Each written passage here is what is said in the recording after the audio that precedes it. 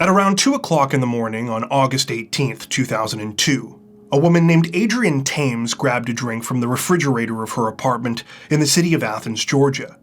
The 19-year-old college student was up late working on an assignment for an art class at the University of Georgia, one that she needed to finish before she could head to bed for the night. Adrienne was standing in the kitchen, can of soda in hand, when suddenly she heard some noises that caught her attention. Recognizing that these were coming from the hallway outside, she walked over to her front door and pressed her face to the peephole, hoping to catch a glimpse of what was going on. Sure enough, when Adrienne peered through, she saw that the door to one of the units across the hall was open. In the entryway was a man who appeared to be trying to move some kind of large vacuum. Seeing that he was clearly struggling, Adrienne's first instinct was to go out into the hallway and ask this man if he needed some help. She almost did this, but just before she unlocked her door, she caught herself. Suddenly, she remembered how late it was, and something about the situation told her to just stay where she was. What Adrienne didn't know, what she couldn't have known, was just how correct this instinct of hers had been. She wouldn't understand the full context of what she had seen for several days, but when she finally pieced it together, it was a memory that would haunt her for well over a decade.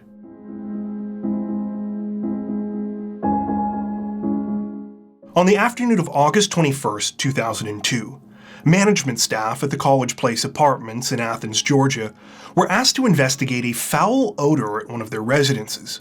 The apartment complex consisted of a series of long two-story buildings located on the western side of the city, and due to its proximity to the University of Georgia, was a popular off-campus housing option for students. Though management staff initially assumed that the smell was simply related to the hot and particularly humid summer weather they were having, following numerous complaints from residents, they agreed to look into the situation. When they did, it was immediately apparent what everyone had been talking about. This wasn't normal summer stuffiness or some garbage that had been left in the sun too long. There was definitely something more going on here. Moreover, the odor appeared to be coming from one unit in particular in the 400 building, apartment 408. After knocking on the door and getting no response, the staff used their keys to enter. The front door opened up into a small kitchen, which the staff members walked through into the living room area. Everything seemed normal for the most part, until they rounded a corner and caught a glimpse into the bedroom. Here, sprawled out on the floor, was the body of a middle-aged woman. She had a sheet covering her head, but still, it was clear that she had been the victim of a brutal attack. When detectives from the Athens Clark Police Department arrived that afternoon, they immediately got to work combing through apartment 408 for clues and trying to piece together what had happened. There was a large amount of blood in the room where the female victim had been found, with additional spatter found on everything from the pillows on the bed to the carpets in the walls. Injuries to her upper body and neck suggested that she had been stabbed repeatedly, and based on the presence of defensive wounds to her hands, it looked as though, tragically, she had put up quite a fight. Based on the level of decomposition, it was estimated that she'd been dead anywhere from 3 to 5 days. The state of the woman's clothing led detectives to their first theory of the case. At the time she was found, she was only wearing underwear, with the rest of her clothes appearing to have been pushed up around her head, causing them to consider the possibility that the crime may have been sexually motivated. It looked as though the victim had been caught off guard and possibly had even been attacked in her sleep. Other evidence at the scene seemed to further back this idea up. The bedroom was clearly where the attack had taken place, and was the only real area of the apartment where items were disheveled or had been knocked to the floor. Moreover, they looked like they had gotten that way as the result of a violent struggle, not because the place had been robbed or ransacked. In fact, as far as police could tell, nothing had been stolen at all. There were no signs of forced entry, but a sliding glass door near the rear of the unit had been left unlocked, leading police to believe that this was likely how the killer got in and out. While no murder weapon was found at the scene, detectives did find one final clue which they believed could be the most promising lead of all. On a newspaper that had been left sitting on the breakfast bar in the kitchen was a single drop of blood. Since it was the only blood evidence found this far from the bedroom, investigators theorized that it might belong to the killer.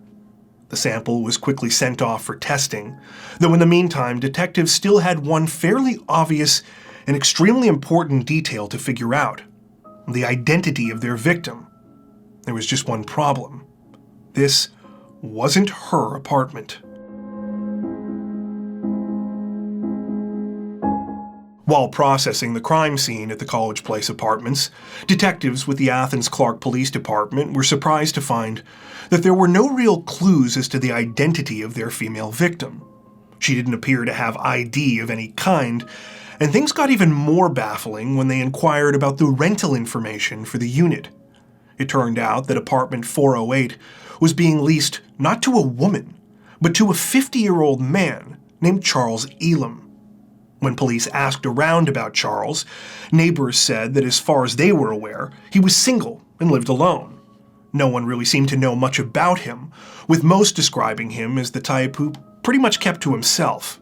A couple said that they only knew who he was simply because so many of the other residents at the complex were college students. Because Charles was older, he just naturally tended to stand out a little. Understandably, after learning that it was Charles's apartment that the victim had been found in, he immediately went to the top of the list of people that authorities wanted to speak to. The issue was, though, that Charles Elam was nowhere to be found. Deciding that their best hope was to reach out to the public, detectives put out a press release asking for information concerning the 50-year-old's whereabouts. The media amplified this message until finally, a couple of days later, Charles contacted investigators. Over the phone, Charles explained that he had reached out because multiple friends and family members said that he was a wanted man. He said that he didn't know why, though, and had no idea what was going on, further stating that he'd been in Florida for work for the past several weeks. When detectives informed Charles that his home had been the scene of a brutal murder, he seemed genuinely stunned and upset. He immediately identified the victim as 49-year-old Pam Crisler, a friend of his who he said had been temporarily living in his apartment. While investigators were relieved to finally know Pam's identity, this was quickly overshadowed by their suspicions about Charles Elam. It seemed like the more questions they asked him, the stranger the situation got. It started when Charles explained that he and Pam hadn't really known each other that long prior to her murder.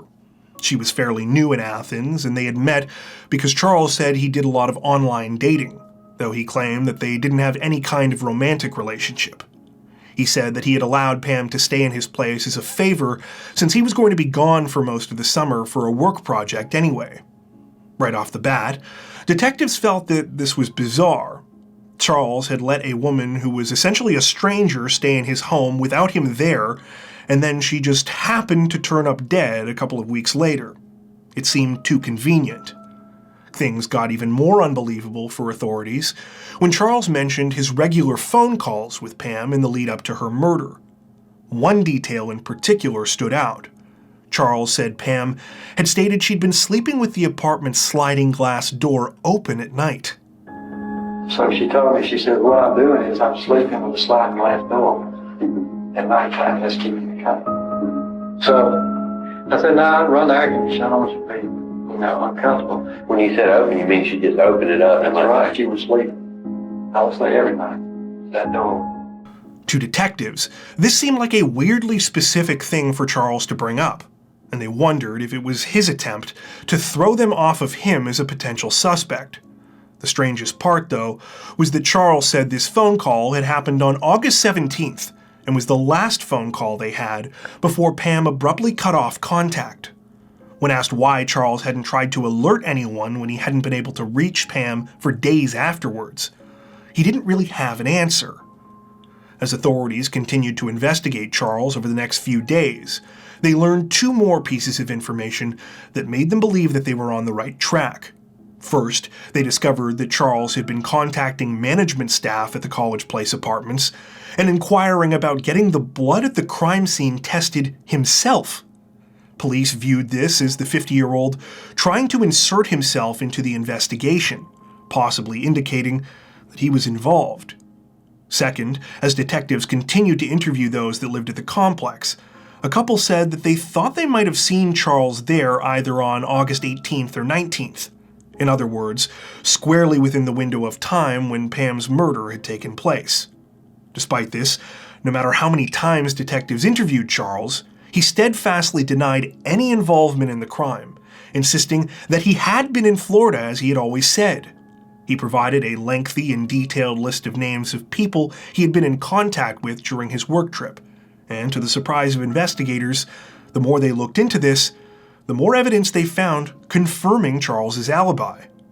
The idea that Charles was involved was further derailed when the results of Pam Crisler's autopsy came back. While the autopsy confirmed the timeline of the crime and the fact that Pam had been brutally stabbed more than 20 times, there was no indication of sexual assault. For detectives, this not only meant that their one theory of the case had been eliminated, but that the man who they spent the better part of 2 weeks investigating now had no evidence and no motive linking him to the crime. They were at a dead end. At this point, investigators decided to turn their attention to Pam's family members, hoping that by speaking to them they could get a better picture of her life, as well as who might have wanted her dead. Unfortunately, it seems that Pam's family didn't have many answers for authorities, and sadly, not much information ever really seems to have been released about her. Most of what we were able to find out about Pam Crisler came from a single interview that her nephew Scott did for a crime show a few years ago that covered the case. The remaining bits we found came from local news articles at the time. One of these alluded to the fact that Pam was estranged from her family, possibly explaining why so little about her personal life was ever talked about publicly. What we do know about Pam was that she was a licensed substance abuse and mental health counselor who was originally from the city of Albany, located in the southwest of Georgia, about 200 miles away from Athens. She ran a small but successful practice and was well liked by her clients, several of whom continued to make the nearly 3-hour-long drive to Athens just to continue seeing her after the move. Many said that she had an incredible impact on their lives, and part of the reason Pam had apparently relocated was to try and expand her business. Pam's nephew Scott described his aunt as having a wonderful smile and as the kind of person who never had a bad word to say about anyone. He said that she had always been a caring friend and mentor to him growing up, particularly when he was trying to get on his feet after graduating college. During this time, Pam was not only there to provide Scott guidance, but also gave him a room at her place to stay in. Scott said that this sort of kindness wasn't limited to him, though. Pam was always doing her best to help others. When family members couldn't think of any reason someone would have wanted to harm Pam, detectives floated a new idea. Maybe someone related to her work could have been responsible. Perhaps a disgruntled client or someone she had tried to help. They spoke with as many of Pam's clients as possible, though none of them ended up panning out as suspects. In fact, the more that authorities investigated, the less that the murder appeared to make sense. Pam had no known romantic relationships at the time. She didn't have a lot of money, so a financial motive seemed unlikely, and there just didn't really seem to be anything unusual at all going on in her life. However, just as detectives were starting to get desperate, they would get their best lead in the case yet. Ironically, it came from none other than their first suspect, Charles Elam. Just when it appeared that they had hit a brick wall, investigators with the Athens Clark Police Department received a call from Charles Elam, who said that he had 2 pieces of information that might be of interest to them. The first piece of information concerned an orange fine brand shop vac, which he had discovered was missing from his apartment. Charles was sure that the vacuum had been there when he left for Florida, but upon returning after the murder, had never been able to find it again. This was interesting because it showed that at least one item had likely been stolen by the culprit behind Pam's murder. However, there was also another reason that Charles was adamant about telling detectives about the vacuum, and it had to do with the second piece of information he had for them. He had found a potential witness to the crime. According to Charles, he had been speaking with his neighbor across the hall, 19-year-old college student Adrian Thames, when the subject of Pam's murder had come up. Charles asked Adrian if she had seen anyone coming out of his apartment prior to the discovery of the body, also mentioning his missing shop vac. It was at that moment that she had made a startling connection. Adrian would go on to tell authorities that a little over 3 days before Pam's body was found, in the early morning hours of August 18th, she had indeed seen someone right outside of apartment 408. At the time, she had been working on an assignment for her college art class, though had been drawn to her front door after hearing noises coming from the hallway. When she peered through the peephole, she saw a man struggling with a large orange vacuum cleaner, the same one that Charles Elam was now sure had been stolen from his apartment. Adrian said that she had been standing by the door and had almost gone out to offer some help, when something inside her told her to stay put. She sat watching for a few moments, not thinking much of the situation, until she absent-mindedly pulled the tab on the can of soda she had grabbed. The noise of the opening was much louder than she anticipated, so much so that it had clearly been heard by the man in the hallway. At the sound of the gas releasing from the can, the man's head whipped around to face Adrian's door. For a few seconds, it was almost like they were staring at each other, with nothing but a couple of inches of wood between them. Though the interaction had sent a bit of a chill down Adrian's spine at the time, the man in the hallway soon went back to fiddling with the vacuum, and she went back to finish her schoolwork. It was only now, with the added context that Charles Elam had provided about the vacuum, that Adrian realized she had in fact come within a few feet of Pam Crisler's killer. Understandably, Adrian was terrified, especially by the thought that the murderer knew where she lived. Still, she agreed to help detectives, providing them with as much information as she could about the man's appearance so that they could create a composite sketch. The sketch was sent to local media and was used in multiple police canvassing efforts in the area. While police received tips, it was nowhere near the volume they expected. And once again, they found themselves at a dead end. This was especially tantalizing because detectives now felt that they were closer than ever to cracking the case. By this time, analysis of the blood evidence from the crime scene had also been sent back to Athens Clarke Police. Just like they had suspected from the beginning, the single drop of blood they had found on the newspaper in the kitchen was not a match to Pam Crisler. It wasn't a match to Charles Elam either, meaning that it almost certainly belonged to the killer. However, when the sample was run through the CODIS database, it returned no hits. The most the analysis had been able to reveal was that the blood belonged to an unknown male. Things would take one final frustrating turn a few months later, when authorities learned that Charles's shop vac had been sold to a local pawn shop. The owner had no real information about the seller, but said he definitely resembled the young man in the composite sketch. Detectives had their suspect, but they had no idea who he was. Officially out of leads, it was at this point that the case went cold.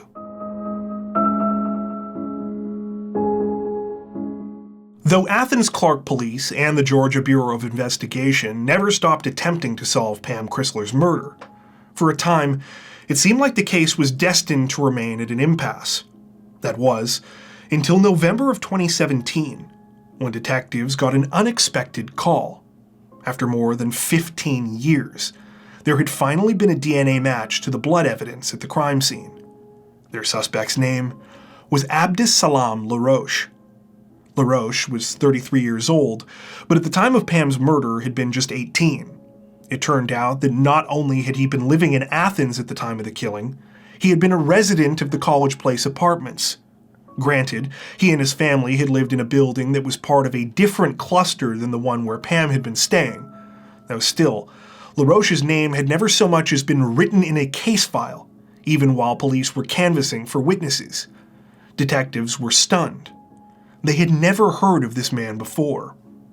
Equally as surprising as the fact that police hadn't heard of LaRoche, though, was how he had finally been caught. He had only ever been in trouble with the law for minor, non-violent offenses, meaning that his DNA wouldn't have been entered into CODIS. However, that changed in the fall of 2017, when he was placed on probation after pleading guilty to selling bootleg DVDs in DeKalb County. As part of his plea, LaRoche had agreed to submit his DNA to the database. When detectives brought LaRoche in for questioning, he initially tried to play it cool, saying that he didn't know why he was there. Sure enough, though, as soon as they started asking questions about Pam's murder, his demeanor completely changed. He couldn't sit still, his voice got shaky, and his answers made no sense. Did you have anything to do with this incident out there? No. That's what you said, it was a murder. I'm like, what's it got to do with me? We're trying to figure out if there was a reason for you to be in her apartment for anything. I had to take out the trash or something. Of course, detectives knew that LaRoche couldn't have been taking out the trash. He never worked at the College Place apartments, and moreover, Pam had only just moved into Charles Elam's unit at the time. She barely had any stuff with her. The more investigators asked LaRoche, the less coherent his answers became. He contradicted himself dozens of times, but no matter how many versions of the story he told, he could never explain how his blood ended up at the crime scene. Adding to their case, police got a hold of LaRoche's high school yearbook photo, which they felt bore an uncanny resemblance to the suspect drawing that had been created with Adrian's help all those years ago. The final nail in the coffin, so to speak, though, came when authorities received a call from an anonymous tipster shortly after LaRoche's incriminating interview. The man said that he had been a friend of LaRoche's, and that years ago he had confessed to committing the murder. I'm calling to give you guys a tip against Abdul Salam LaRoche. He's like a suspect in the case against Pamela Crisler, who was murdered in 2002.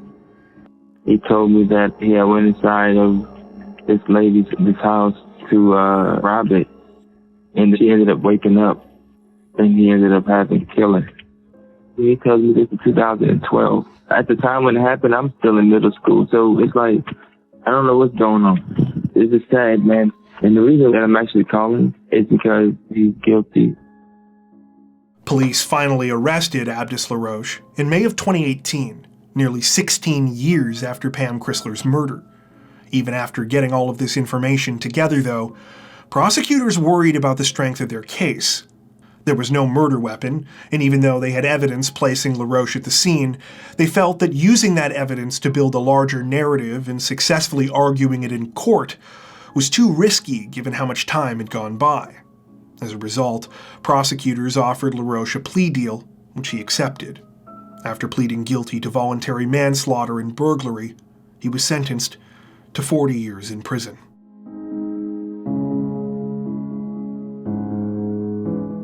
Of all the things that bother me about this case, I think the biggest part that sticks out is that Abdus LaRoche never seems to have given a real answer as to why he did what he did.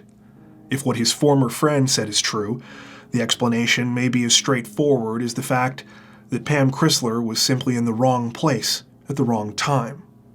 If that's the case, then I can't imagine how haunting this whole experience must have also been for Adrian, who herself might have come within one wrong move of a similarly terrifying fate.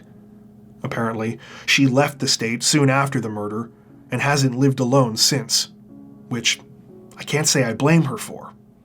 As for whether justice was truly served for Pam Crisler, I kind of always feel like that's a deeply personal and subjective question in cold cases like this. For what it's worth, it seems like Pam's family, including her nephew Scott, were of the mind that some justice is better than no justice. In the same interview we mentioned earlier, Scott said that the family was grateful to all of the detectives and members of law enforcement who never gave up on his aunt's case. Before we wrap up, we'd like to take a second to give a huge shout out to everyone who has made it this far into the video. Seriously, thank you so much for watching. If you found today's upload interesting and informative, we'd be honored if you'd consider liking and subscribing, as well as hitting the notification bell and selecting all notifications to stay up to date with our latest releases. If you're looking for additional ways to help support the channel, we'd love to have you join us over on Patreon. Patrons get ad-free and early access to all of our content, as well as 4 additional stories per week for each of our Crimes of the Week and Crimes of the Week International videos. You can learn more at patreon.com/crimezone, where you'll also find some of the fine folks whose names are currently on screen. All that being said, we understand that not everyone has the means to support financially, and that's totally okay. We appreciate every like, sub, share, and comment that you send our way. Once again, thanks so much everyone, and take care.